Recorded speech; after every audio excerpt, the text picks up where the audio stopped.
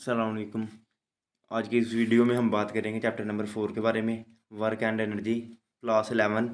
ठीक है, हमारे पास सबसे पहले क्वेश्चन नंबर 1 है। कहता है person hold a bag of groceries while standing still. यानी एक पर्सन है, उसने ग्लोसरीज का एक बैग पकड़ा हुआ है और वो खड़ा है। अ कार इज स्टैंडिंग, यानी कार भी खड़ी हुई है, विद इट्स इंजन रनिंग, लेकिन जो उसका इंजन है वो रन कर रहा है, यानी आपने कार को स्टार्ट किया हुआ है लेकिन वो चल नहीं रही। At a stand point. ठीक है। How the two station situation are similar, यानी दोनों की दोनों कंडीशंस किस तरह आपस में सिमिलर है। तो फर्स्टली आपने कहना है in both cases work done is zero, यानी दोनों के दोनों केस में जो हमारे पास वर्क होता है ना वो जीरो होता है। ठीक है। उसके बाद कहना है as the person and the car are both at rest. सबसे पहली बात, जो कार है वो भी स्टैंड है और जो पर्सन है वो भी स्टैंड है, यानी दोनों के दोनों रेस्ट में है। ठीक है। So the displacement is zero. इस वजह से जो उनका डिस्प्लेसमेंट है ना वो हमारे पास क्या होगा, ज़ीरो हो जाएगा। अच्छा, जब किसी बॉडी का जो डिस्प्लेसमेंट ज़ीरो होता है ना, तो सिंपल सी बात है, हमें पता है जो वर्क डन है वो बराबर होता है एफ डी कॉस थीटा के। जब आप लोगों के पास डी ही ज़ीरो होगा तो जो वर्क आएगा वो भी क्या आएगा, ज़ीरो आएगा। So the work done become zero. इसी वजह से हमारे पास जो वर्क होता है वो क्या होता है, ज़ीरो होता है। अब उसके बाद हम नेक्स्ट चलते हैं। हमारे पास क्वेश्चन नंबर 2 है। कहता है difference between conservative and non conservative force, give an example. ठीक है। Conservative force, the force for which the work done is independent. ठीक है। यानी कंजर्वेटिव फोर्स वो होती है जिसके अंदर जो वर्क डन होता है ना वो पाथ पे डिपेंड नहीं करता। ठीक है, इंडिपेंडेंट होता है। अब उसके बाद नॉन कंजर्वेटिव वो होती है जिसमें वो पाथ पे डिपेंड करता है, इसलिए लिखा गया है नॉट इंडिपेंडेंट। यानी वो पाथ पे इंडिपेंडेंट नहीं होता बल्कि क्या होता है, डिपेंडेंट होता है।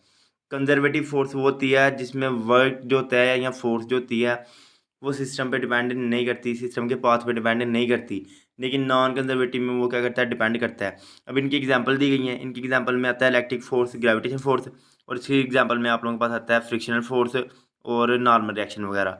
ठीक है। उसके बाद अब हम नेक्स्ट क्वेश्चन नंबर 3 की तरफ चलते हैं। कहता है डिफाइंड किलोवाट आवर। ठीक है, show that 1 kilowatt hour is equal to 3.6 × 10⁻6 megajoule. अच्छा, सबसे पहली बात तो आप लोगों ने ये याद रखना है, ये commercial unit of electrical energy है। इज किलोवाट आवर, यानी किलोवाट आवर क्या है, ये कौन सा यूनिट है, कमर्शियल यूनिट है। और किसका यूनिट है, एनर्जी का। ठीक हो गया। जब भी वाट आर यानी जब भी टाइम और पावर को आपस में मल्टीप्लाई किया जाता है तो आप लोगों के पास एनर्जी आती है। अच्छा, उसके बाद अब इसकी डिफाइन क्या है, इसकी डिफाइन है the work done in 1 hour by an agency, यानी किसी भी ऐसी मशीन से आप लोगों ने 1 घंटे वर्क करना है। हुज पावर इज़ 1 किलोवाट, जिसकी पावर कितनी हो, 1 kilowatt, is called 1 kilowatt hour. ठीक है। कितने, 1 किलो, किलो में आप लोगों के पास 1000 होता है, 1000 वाट आ गया।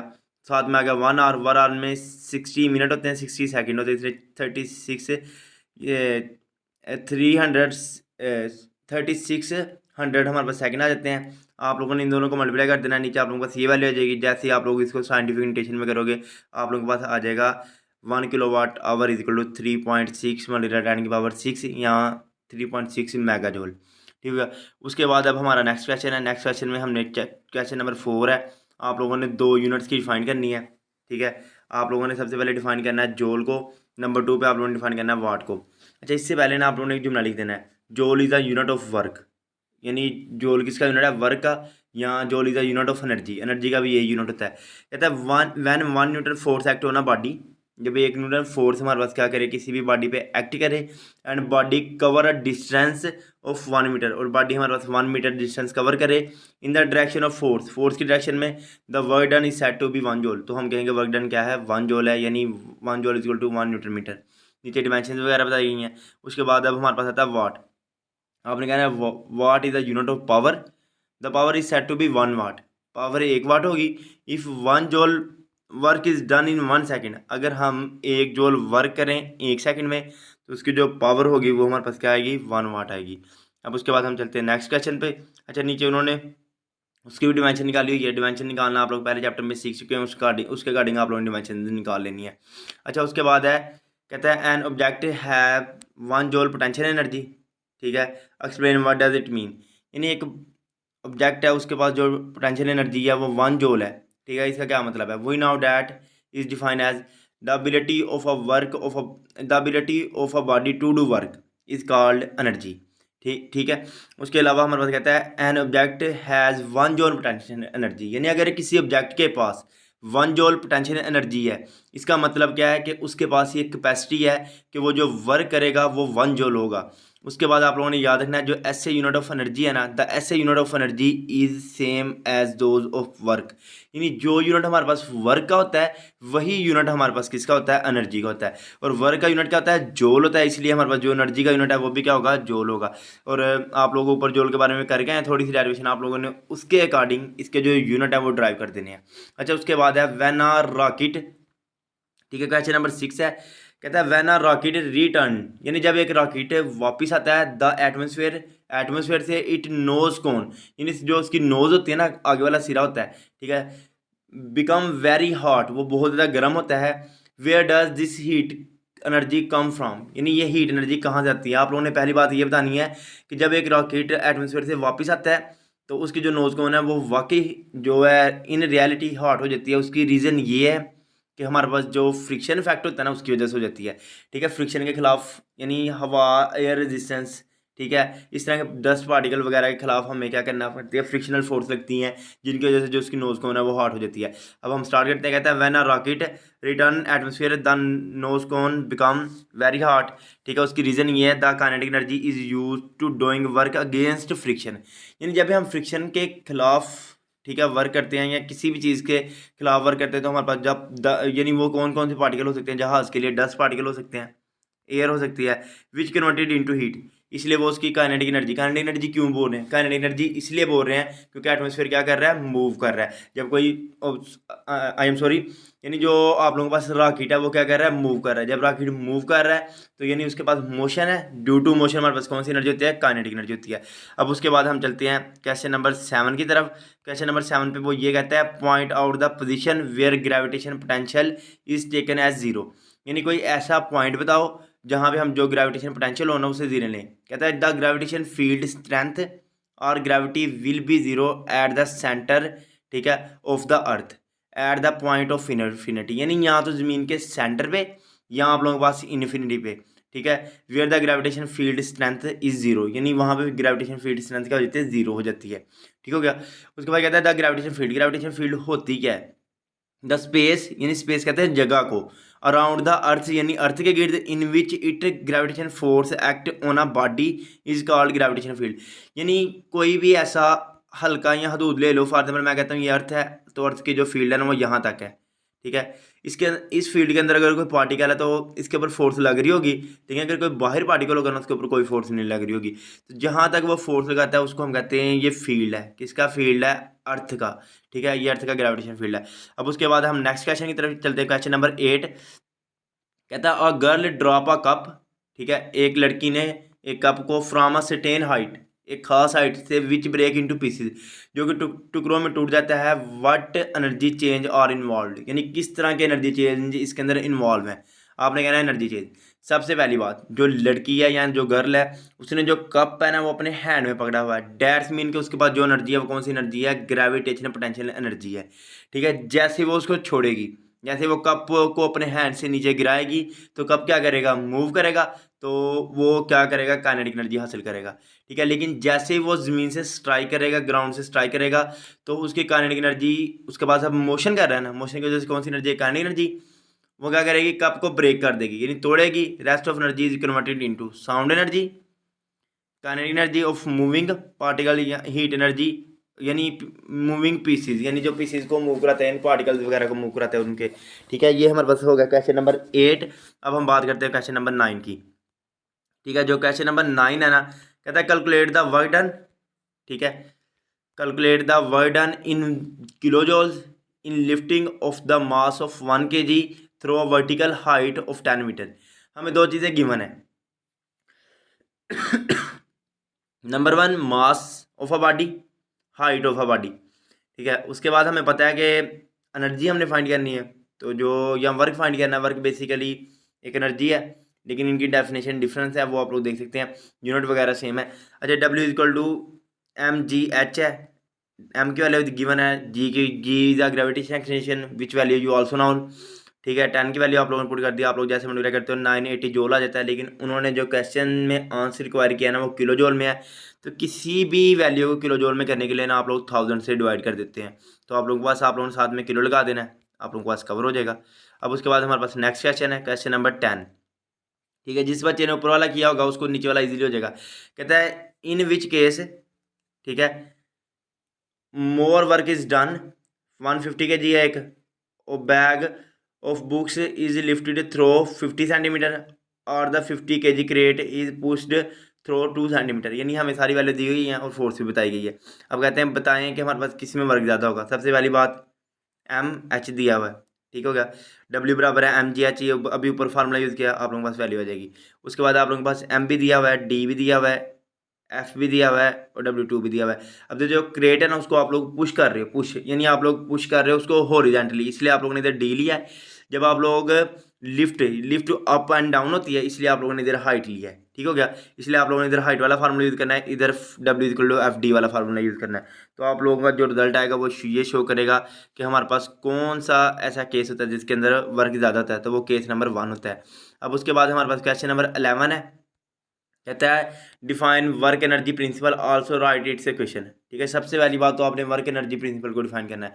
Work done on a body is equal to change in kinetic energy. यानी आपसे को पूछे वर्क किसके इक्वल होता है, आपने कहना है work change in kinetic energy के इक्वल होता है। डब्ल्यू बराबर है एफ डी, ठीक है। Now according to this equation 2AD is equal to VF² minus VI², ठीक है। इधर से आप लोग डी की वैल्यू निकाल सकते हो 1/2 VF² minus VI² according to the Newton second law of motion. अब ये सेकंड लॉ की स्टेटमेंट है। यानी सेकंड लॉ की स्टेटमेंट क्या कहते हैं, सेकंड लॉ की स्टेटमेंट ये कहती है कि हमारे पास when a force applied on a body it produce acceleration in its own direction. यानी जब हम किसी भी बॉडी पे फोर्स लगाते हैं तो फोर्स की सीमत में एक्सेलेरेशन पैदा होता है। जो एक्सेलेरेशन की मिकदार होती है ना वो फोर्स के डायरेक्टली प्रोपोर्शनल और मास के इन्वर्सली प्रोपोर्शनल होती है, ठीक है। F = m ही आ जाता है एंड रिजल्ट ए की जो हमारे पास W बराबर है वो होता है F.D, ठीक है। F की जगह तो आ जाएगा M में, D की वैल्यू ऊपर निकाली है, ए से कैंसिल हो जाएगा, 1/2 MVF² माइनस VI²। ये आप लोग अंदर मल्टीप्लाई करो, आपके पास फाइनल एनर्जी, इनिशियल एनर्जी, ठीक है। यानी वर्क किसके इक्वल होता है, चेंज इन काइनेटिक एनर्जी। यही हमारे पास क्या है, वर्क एनर्जी थ्योरम है। अब उसके बाद हम चलते हैं नेक्स्ट क्वेश्चन की तरफ। नेक्स्ट क्वेश्चन है क्वेश्चन नंबर 12, ठीक है। क्वेश्चन नंबर 12 में वो ये कहता है define absolute potential energy and right only it formula. what does negative sign show in this expansion UG is equal to minus G M capital M small m over r। सबसे पहली बात तो आपको पता होना चाहिए एब्सोल्यूट पोटेंशियल एनर्जी क्या आती है। Absolute potential energy of an object at a certain position, ठीक है, is the work done by a gravitation force is displacing the object from that position to infinity. यानी सिंपल सी बात है, absolute वो होगा, एब्सोल्यूट जब भी वर्ड आएगा आप लोगों ने समझना मुकम्मल। यानी इसमें हमने क्या करना है, बॉडी को अगर ज़मीन की ये फील्ड है, ये इन्फिनिटी है, तो यहाँ से हमने उसे को इतनी एनर्जी देनी है कि वो इन्फिनिटी पे चला जाए, ठीक है। इस जब वो एनर्जी जो ये यूज़ करके इधर से इधर जाएगा उस एनर्जी को हम कहेंगे यहाँ एब्सोल्यूट पोटेंशियल एनर्जी, ठीक हो गया। अच्छा, उसके बाद अब हमारे पास नेक्स्ट आता है, कहता है in general the absolute potential energy of a body at the distance r from the centre of Earth U is equal to minus G capital G capital M small m over r। ये वाला जो formula है ना ये हमने drive किया है long question के तौर पे, ठीक है। उसी के अंदर से हम इसको यूटिलाइज कर रहे हैं। अब उसके बाद हमारे पास नेक्स्ट आता है, कहता है absolute potential on the surface of the Earth can be expressed as. यानी आप लोग जो पोटेंशियल होगा ना उसको इस तरह एक्सप्रेस कर सकते हो। अब नेगेटिव साइन शो क्या कर रहा है, negative sign show that gravitation field is an attractive field. यानी हमें पता है बॉडी को हम किस तरह मूव करा रहे हैं, ऊपर की तरफ, लेकिन ज़मीन किस तरफ कहती है, नीचे की तरफ, इसलिए हम अपोजिट मूव कर रहे होते हैं, ठीक है। अपोजिशन की वजह से हमारे पास क्या होता है, कौन सा साइन आ रहा होता है, नेगेटिव साइन आ रहा होता है। अब उसके बाद हमारे पास जो क्वेश्चन नंबर आता है 13 है, ठीक है। कहता है define escape velocity and rights only the formula for escape velocity, ठीक है। अच्छा, उसके बाद आप लोगों ने याद रखना एस्केप वेलोसिटी कौन सी वेलोसिटी होती है। एस्केप वेलोसिटी हमारे पास मिनिमम वेलोसिटी होती है, ठीक है। इनिशियल यहाँ minimal initial velocity of a body with which goes out the earth gravitation field. यानी आप लोग बॉडी को इतनी एनर्जी दे दो, इतनी वेलोसिटी दे दो कि वो जब मूव करे तो वो ज़मीन की ग्रेविटेशन फील्ड से क्या करे, एस्केप कर जाए, बाहर खारिज हो जाए। तो उस टाइम जो वेलोसिटी होगी उसको हम कहेंगे एस्केप वेलोसिटी। ये फार्मूला भी हमने ड्राइव किया है और इसकी वैल्यू फॉर अर्थ, ठीक है। वैसे साइड में टेबल दिया हुआ है, अर्थ के लिए हमारे पास क्या है 11.2 किलोमीटर पर सेकेंड।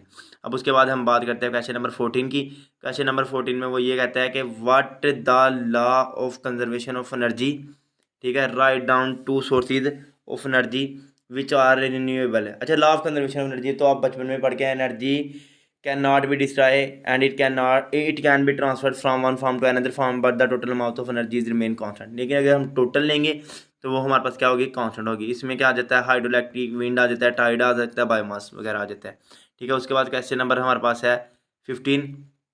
क्वेश्चन नंबर 15 में वो ये कहता है कि हमारे पास how energy is obtained from direct combustion and fermentation, यानी ये दो प्रोसेस हैं, ठीक है। एक डायरेक्ट कंबस्शन है और एक फर्मेंटेशन है, ठीक है। एनर्जी इसमें आता है एनर्जी फ्रॉम बायोमास। बायोमास क्या होता है, बायोमास होता है वेस्ट प्रोडक्ट। फॉर एग्जांपल हमारे पास गोबर होगा, गार्बेज हो गया, कूड़ा करकट वगैरह, ये चीज़ें। It include organic material such as crops residue, यानी फसलों का बचा कुचा, नेचुरल वेजिटेशन, ठीक है, ट्रीज, ठीक है, एनिमल डंग्स यानी जानवरों का गोबर वगैरह, एंड सैवेज और कूड़ा करकट वगैरह, ठीक है। Biomass energy refer to use material as a fuel, यानी हम इसको फ्यूल के तौर पर यूज़ करते हैं। Two common method to conservation of biomass into fuel is direct combustion, ठीक है, एंड फर्मेंटेशन, यानी दो प्रोसेस है।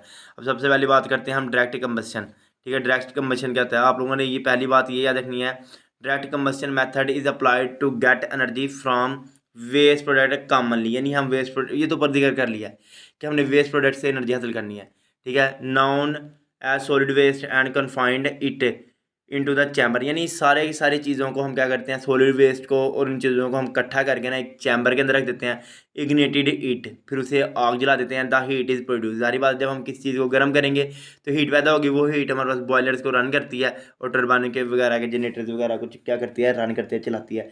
यानी आप लोगों ने क्या करना है, आप लोगों ने कहना है कि हमारे पास इसके दो मेथड हैं, ठीक है, बायोमास से एनर्जी हासिल करने के। नंबर 1 है डायरेक्ट कंबस्शन। डायरेक्ट कंबस्शन में आप लोगों ने सारा का सारा मटेरियल लेकर एक चैम्बर के अंदर फिट कर देना है, उसके बाद उसको आग लगा देनी है, इग्निटेड हीट कर देना है, ठीक है। हमारे पास हीट प्रोड्यूस होगी, उसको आप लोग आगे यूज़ कर लेना। अच्छा, उसके बाद हमारे पास आता है फर्मेंटेशन। जो फर्मेंटेशन है ना, वो आप लोगों ने याद रखना है बायोफ्यूल। अब आप लोगों को इधर एमसीक्यू के तौर पे याद रखना है, हमारे पास जो इधर हम बायोफ्यूल यूज़ करते हैं वो एथेनॉल होता है, ठीक है। इट इज़ अब वो किसकी रिप्लेसमेंट है, आप लोगों ने ये याद रखना है, वो गैसोलीन की रिप्लेसमेंट है। हम बायोफ्यूल यूज़ करते हैं, वो कौन सा होता है, एथेनॉल होता है, वो किसकी रिप्लेसमेंट है, गैसोलीन की रिप्लेसमेंट है। उसके उसके बाद कहता है which is obtained by fermentation, यानी हम उसको किसके थ्रू हासिल कर सकते हैं, fermentation of biomass using enzymes. यानी आप लोग क्या करते हो, फर्मेंटेशन प्रोसेस के लिए एंजाइम्स यूज़ करते हो। एंजाइम्स क्या होते हैं, एंजाइम्स प्रोटीन्स होती हैं, ये किसी भी केमिकल रिएक्शन को कैटेलाइज कर देते हैं। एंड बाय डिकम्पोजिशन, ठीक है। डिकम्पोजिशन का मतलब होता है जो आपके पास मटेरियल है ना, उसकी आप लोगों ने तोड़ फोड़ करनी है, ठीक है, उसके लिए आप डिकम्पोजर वगैरह यूज़ करते हो। थ्रो बैक्टीरिया, और वो स्मॉल इंसेक्ट्स होते हैं, जस्ट एग्जांपल हमारे पास बैक्टीरिया आ जाता है, ठीक है। Action in the absence of air, और ये जो सारा का सारा प्रोसेस है ना, ये एब्सेंस एयर यानी हवा की गैर मौजूदगी में होता है, ठीक है। The routing of biomass in a closed tank called digester, जिस टैंक के अंदर हम इसको घुमाते हैं करते हैं उसको बोलते हैं digester. Produce biomass which can be piped out to use for cooking and heating, यानी उससे जो हीट एनर्जी खारिज होती है उसको हम कुकिंग और हीटिंग के लिए बाय पाइप यूज़ कर लेते हैं। अच्छा, उसके बाद हमारे पास आता है लास्ट पे, कहता है define differentiate between geysers and aquifer, ठीक है। गीजर्स क्या होते हैं, सबसे पहले एक्वीफायर देख लो। Aquifer is a layer of rock holding water that allow water to percolate, ठीक है, थ्रो विद इट प्रेशर, यानी हमारे पास जो अर्थ है ना उसके नीचे लावा यानी मैग्मा वगैरह है, ठीक है, उसकी वजह से जो पानी है ना वो हमारे पास क्या करता है, सतह से ऊपर आ जाता है, ठीक है, ये भाप बन के, इसको हम कह देते हैं aquifer. In some places water beneath the ground in the contact, यानी कुछ ऐसी जगह भी होती हैं जहाँ पे जो पानी है ना वो सतह के साथ, यानी जो उसकी वो है हार्डनेस रॉक्स की जो लेयर है उसका क्या कर देता है, ब्रीथ कर देता है, यानी अटैच हो जाता है, कंटैक्ट में आ जाता है, ठीक है। और जिसकी वजह से वो बहुत हाई टेम्परेचर यानी उसको मिलता है and pressure in the form of hot springs, ठीक है, गीजर्स और स्टीम्स वेंट्स। यानी आप लोग यहाँ देखना है कि हमारे पास गर्मियों में क्या होता है, चश्मा कहीं ना कहीं ज़मीन से निकल आता है। ऐसा क्यों होता है, क्योंकि जैसे ही पानी हमारे पास पहुँचता है किसी ऐसी लेयर के करीब जहाँ पे हमारे पास टेम्परेचर बहुत ज़्यादा होता है और वो उससे के साथ किसी में आ जाए, कंटैक्ट में आ जाए, उस टाइम वो हमारे पास क्या करता है, यानी जो गीज़र्स है उसकी शक्ल में, यानी जो पानी है वो बाहर आना स्टार्ट हो जाता है। वो किसकी वजह से, हाई प्रेशर की वजह से। Thank you so much, best of luck, अल्लाह हाफिज़। आप लोग अगर इन्हीं क्वेश्चंस को कर लें ठीक है। तो आप लोगों के शॉर्ट क्वेश्चन इंशाल्लाह 24 यानी या 5 आप लोगों ने पहले में से 8 करने होते हैं, फिर 8 फिर 6 करने, 22 आप लोगों ने शॉर्ट क्वेश्चन करने होते हैं। ठीक है, वो 22 के 22 आप लोगों के शॉर्ट क्वेश्चन कवर हो जाएंगे इंशाल्लाह। ठीक है, उसके अलावा आप लोगों ने यानी आप लोगों को मैं एक फ़ाइल दे दूंगा जिसके अंदर सारे क्वेश्चन हैं, इधर तो सोल्यूशन है। इंशाल्लाह कल या उससे नेक्स्ट डे मैं वो भी अपलोड कर दूंगा। बेस्ट ऑफ लक, अल्लाह हाफिज़।